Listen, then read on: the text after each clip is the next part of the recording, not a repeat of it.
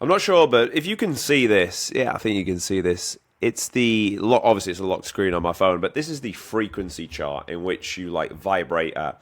And honestly, the main reason why people are like stuck at 30%, even 20% body fat, simply because they self-sabotage themselves. For the most part, they definitely want to get in shape, but they'll just do some dumb shit that just means they can never seem to get out of it. You know these people, you might be one of them. You're always in this perpetual state of saying, I'm going to change. Try to make the change, make 2 weeks of progress of the change, but it just feels like a second fucking job, even to drop a little bit of body fat. And then you see motherfuckers on the internet posting about how to get six-pack abs and get shredded, and we talk about it like it's literally nothing. Because it is literally nothing, but for some reason people find it so hard and so painful to do so. Now, the main reason I think, when I look at this chart, which I do every day to make sure I'm in a good space, the main one I think that people operate out of is out of pride. Which sounds fucking bizarre because they're 30% body fat. Thinking, what fucking pride have they got? But the reason why is, if you look at it like this, let's take two people for example. We'll do these two images of myself, Guy A and Guy B. Guy A, in this analogy, is so proud that he will not go and ask for advice from someone. He won't get coaching. He won't go and like research things because he'll think he knows it all. Because if he doesn't, if he starts to go and like change who he is, ask advice for new people, what will tend to happen? His identity will be challenged. And when our identity is challenged, our pride is challenged, our like sense of status is being challenged and potentially rocked. I don't care who you are. No one really likes that. However, the more aware of it you are, the more you're like, no, this is good for me. Shut up. You're telling your monkey brain to shut the fuck up so you can take on board this information. But in the very beginning, nobody likes having their pride trampled on because it's painful. Of course it is. I get that. But that's the main reason why people are still in a space of like not being able to make any change. They're so proud of who they are. They don't want to admit, I'm fat because I'm somewhere inside my brain. I'm a little bit weak and I just want to eat fucking cake and chill. I know it's not cool to say in the modern day, but it's just what I want to do. And that's why people don't want to admit they're weak. And I fully can appreciate that. It takes a hell of a lot of guts to be like, in this area, I am weak, I need help. I can appreciate it is hard to do. I take my hat off everyone to everyone that has ever done this. I've done this myself. I've had coaching for like since October 23. So what's that? Best part of like let's call it like 18 months pretty much. I've had coaching, and it was honestly one of the best things I ever did was I love physique development, bodybuilding training, so the best thing I ever did was find someone that knew more than me that could give me this information. So it was one of the best things I did, but to do so, I had to swallow my pride. Bearing in mind I was a fit guy, physical training structure in the parachute regiment, climbed Kilimanjaro, like could back squat 195, knew about nutrition, didn't, but thought I did, and I had an immense sense of pride. And I always used to think pride was a good thing, and it kind of should be. Don't get pride mixed up with your level of standards for something. People with high standards, you could say they are pride or have pride, but pride is actually down in the midway through the chart. If we were to look at this chart, below neutrality and courage, but one above anger, so not actually a good space to be in. Now, one thing I will say is when I look at this chart is a lot of people will make decisions in life based on or being in a lower frequency state, which means they're either in a space of, and if I look at them now, anger, desire, fear, grief, apathy, and the last one being shame.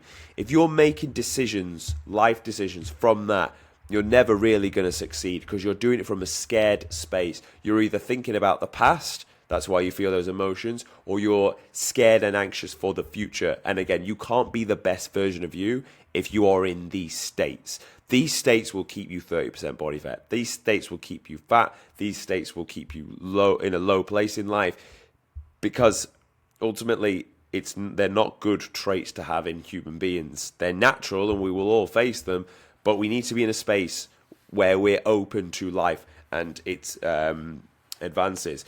If I was to show you this water bottle here and ask you the question, how do you see this? It's obviously half of half of the product is in there and half of this is gone. How do you see this? Do you see this that it is half full, or do you see it that it's half empty? Because if you see it that it's half full, you're like me, you're an optimist. You think the good will happen in everything. If you, and maybe call me naive, maybe I am, but I'd rather be a little bit naive and optimistic, because that way life is going to be pretty fucking fun. However, if you see that as half empty, you're more of a pessimistic person. And some people say I'm not a pessimist, I'm a realist, and there's maybe a time and a place for that. Don't be retarded. So, like, I know I'm not going to be an astronaut in the next fucking week just because I haven't got enough time to train to be an astronaut. I'm not also like completely delusional. There is a time for realists, but most people that say they're realists are probably more on the pessimistic side than they need to be. And just living in a state of pessimism and a bit of negativity is never really going to serve you any well. So I would always ask you to ask or to sit in a space of like, good things are going to come to you. Be open to those. Be around people that are good and move away from people that are always in the space of fear.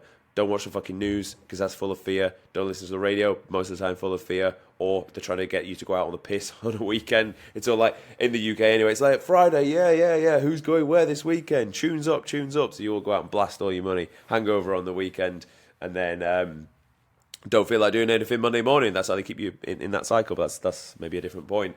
So the reason people are self-sabotaging is because they're operating from a low space of frequency. They're operating from a low space of frequency because they're hanging around people or they're in environments that are keeping them in a low space of frequency. Like, it's little things like you'll be around a certain culture of people and it'll be frowned upon not to drink. It'll be frowned upon not to eat certain foods. I have clients all the time that tell me, fucking hell, Tom, that was our dinner that, like, I didn't really want to go, but I went anyway. When I went, all my friends were trying to force food down me or make me do certain things, and I was trying to tell them, no, listen, wait till I'm in shape and you'll notice. And that's what it really comes down to as well. Being in those situations and having the spine and the backbone to be like, nah, I ain't doing that because I know how I'm going to look in the future, and you'll just have to wait and see. But it's tough in the beginning. It's very, very tough. And again, challenges your identity. People are like, what, you ain't drinking? What do you mean you're not drinking? Are you gay or something? And people will challenge your identity for this. So half of the battle for getting from 30% down to the 10% body fat marker is more just the fact of you having the ability to say no to other people and rise above that level of people in that state. It's honestly, I can't stress enough how, like, the state you are in will massively dictate how your day is going to go, how your weeks are going to go, and then how your months are going to go. Another good saying I want to give you is, whether you think you can or you can't, you are fucking right. I can tell you that right now. If you think you can get shredded this year, you will. If you don't think you can, you fucking won't. If you yourself do not believe you're going to get in good shape, it will not happen. You must be your own best fucking cheerleader for this event. Because otherwise, if you don't think you can do it, people are not going to come and drag you for it. People are going to try and drag you down for doing this. So you must be in a space of telling yourself that you can do it. Now, how do you do this? Because I can appreciate, if you've always been 30% body fat, where on earth are you going to spawn the spunk inside you to think that you're going to get to 10% body fat? Well, you don't do this by just focusing on the day-to-day habits, because when you do that, this is going back to the cycle of where people have tried to do this and then not been able to make those changes. They've got 2 weeks into it and then they fell off. Why?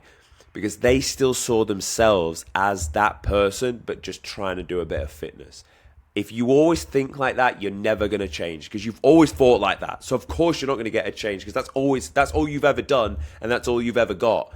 The only way you can truly get out of this perpetual cycle is if you want to go from A to B, and A is a six-pack and A is 30% body fat and B is a six-pack, you need to act like you're already at B. You need to already think you are an athlete. You don't need to think of someone that's trying to get in shape, because as soon as you say I'm trying to get in shape, you won't get in shape. You just need to think, I am an athlete. I'm going to live like an athlete for 6 months and I'm just going to see what happens. And just by doing that, you will wake up with a six-pack, because you focused on the human being you needed to become along the way, not focusing on the day-to-day tactics. You need to do the tactics. The tactics work, but the tactics aren't the reason why you're not 10% body fat. It's not the amount of protein you're eating. It's not the way you're training. Any fucking training program works, to be honest, as long as you train the muscle to failure and train it twice a week. Any plan works. For the most part, when you're starting out at 30% body fat anyway, we can tweak the minutiae after. the plans work. The plans has never been your issue. The plans is not the reason why you're not 10% body fat. The reason you're not 10% body fat is because you are you, and you see yourself as this fat loser that can't get in shape, when it doesn't have to be like that. I've coached many, many people. I normally put the results up and say, this is why you should listen to me, but I didn't do it in this video. But I've coached many, many people that started off at 30% body fat and got down to 10% body fat. It's just fucking biology. Everyone looks like this underneath their frame of fat. Some of you less muscle than others, fine, we can work and develop that over time. But everyone's got a six-pack underneath their fat. So it's just biology and thermodynamics. But if it were that simple, everyone would be in shape. The reason why people aren't in shape is because they simply do not believe they deserve to be in shape, because you know all the fucking wrong shit you've done. You know all the crap, all the times you've cheated, all the times you said you were going to do something and you didn't fucking do it. You know why, and you know your level of self-respect for yourself. And what you're willing to tolerate in life is a direct reflection of what you have done to yourself, and therefore where your self-image and your standard sits at.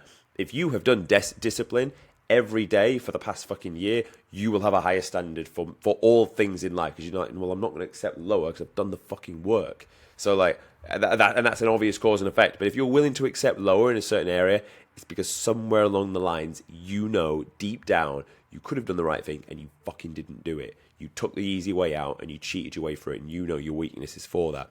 So we must stomp that out, because it doesn't have to be this way. People that are at the top now, most of them were not spawned at the top. Look at any successful person. They've all got a story. They all started out like me and you, random fucking peasants in this world, and they managed to climb their way to the top just by acting like the guy that they needed to become, who is already at the top. It's the single greatest advice I could give you in terms of getting in shape. It's the best piece of advice I ever gave people to get in shape, and we've done it multiple times. If you look at all the videos and all the results on the channel, that single-handedly is the reason why you'll get in shape. If you believe and act like the person you need to become along the way, everything else will come to you. If you try to focus on the tactic, it will not happen. I cannot stress that enough.